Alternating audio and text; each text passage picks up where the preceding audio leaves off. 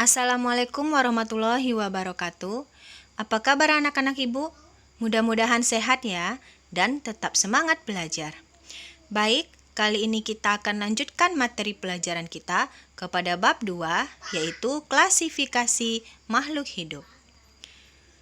Anak-anak ibu, jika kita memperhatikan alam sekitar, maka kita akan melihat beraneka ragam jenis hewan dan tumbuhan.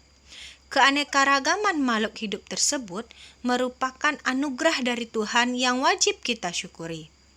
Nah, untuk mempermudah kita mempelajari makhluk hidup yang beraneka ragam itu, maka kita perlu mengelompokkannya.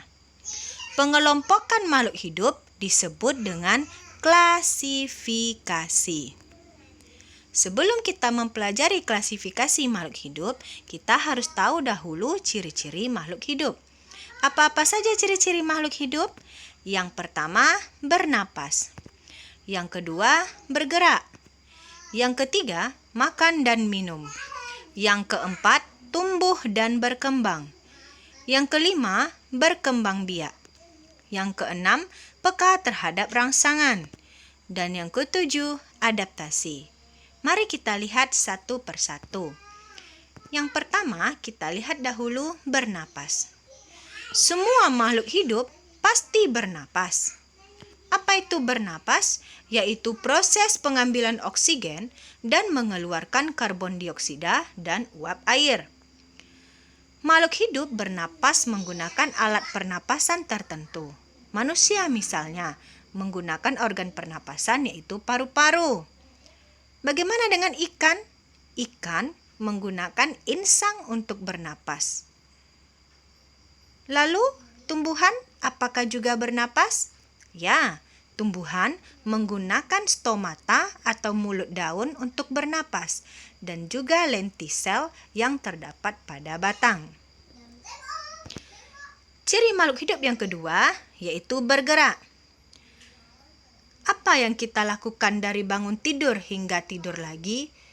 Nah, kita melakukan berbagai aktivitas yang tidak lepas dari yang namanya gerakan. Mulai dari membersihkan tempat tidur, hingga berjalan ke kamar mandi, dan seterusnya. Nah, semua itu disebut dengan bergerak. Apa itu bergerak? Yaitu perubahan kedudukan dari posisi semula. Makhluk hidup bergerak menggunakan alat geraknya masing-masing. Manusia menggunakan kaki.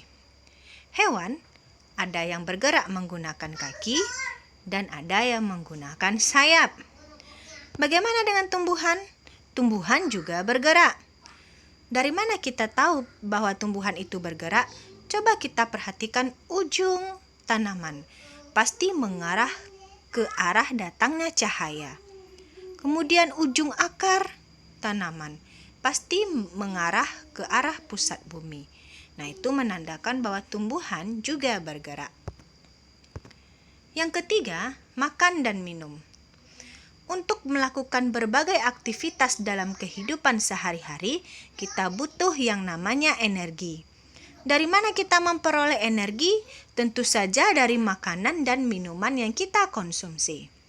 Manusia dan hewan mendapatkan makanan dari lingkungan sekitar, sehingga manusia dan hewan disebut dengan makhluk heterotrof. Tumbuhan dapat menghasilkan makanannya sendiri, sehingga tumbuhan disebut dengan makhluk autotrof. Ciri makhluk hidup yang keempat yaitu tumbuh dan berkembang. Nah, coba kamu bayangkan, apakah sama tinggi badanmu dan berat badanmu 5 tahun yang lalu dengan sekarang? Jawabannya tentu tidak. Pasti ada perubahan. Itu menunjukkan bahwa kamu telah mengalami yang namanya tumbuh dan berkembang. Apa itu tumbuh dan berkembang? Pertumbuhan adalah bertambahnya ukuran.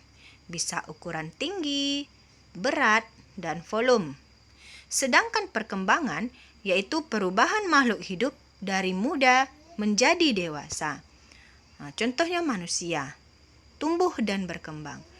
Dari bayi menjadi anak-anak, kemudian remaja, dewasa, hingga nantinya akan menjadi tua. Hewan juga begitu. Contohnya kata, dari telur menjadi kecebong, kemudian tumbuh kaki, menjadi katak muda dan katak dewasa. Ciri makhluk hidup yang kelima adalah berkembang biak.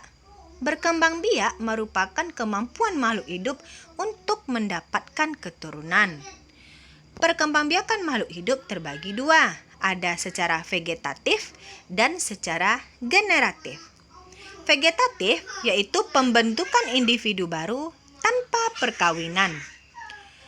Ada vegetatif alami, misalnya tunas, dan ada vegetatif buatan, misalnya mencangkok, menyambung, setek, dan sebagainya.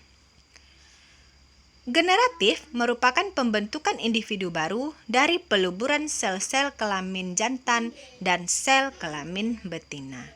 Misalnya, bertelur, beranak. Yang keenam, peka terhadap rangsang. Apakah kamu merasakan sakit ketika dicubit? Jika iya, itu menandakan bahwa kamu peka terhadap rangsangan. Begitu juga ketika melihat cahaya, maka kita akan merasa silau. Itu menunjukkan bahwa manusia peka terhadap rangsangan. Bagaimana dengan tumbuhan? Contohnya tumbuhan putri malu. Daunnya akan menguncup ketika kita sentuh. Maka hal itu menunjukkan bahwa tumbuhan juga peka terhadap rangsang. Kepekaan makhluk hidup terhadap rangsang disebut dengan iritabilitas. Ciri makhluk hidup yang terakhir adalah adaptasi. Adaptasi merupakan kemampuan makhluk hidup menyesuaikan diri dengan lingkungannya supaya dapat bertahan hidup. Makhluk hidup yang dapat menyesuaikan diri dengan lingkungannya maka akan terus lestari atau bertahan hidup. Sedangkan makhluk hidup yang tidak dapat menyesuaikan diri dengan lingkungannya maka dia akan punah. Apa contoh adaptasi makhluk hidup? Misalnya kita lihat tumbuhan yang hidup di daerah kering, maka daunnya akan sempit dan tebal. Sedangkan tumbuhan yang hidup di daerah basah, maka daunnya akan lebar dan tipis. Nah, itulah dia ciri-ciri makhluk hidup. Baik, untuk selanjutnya, tugas kamu di rumah adalah membuat ringkasan mengenai bab klasifikasi makhluk hidup, yaitu materinya ciri-ciri makhluk hidup yang sudah Ibu jelaskan tadi di buku catatan. Kemudian foto dan kirim ke WA Ibu.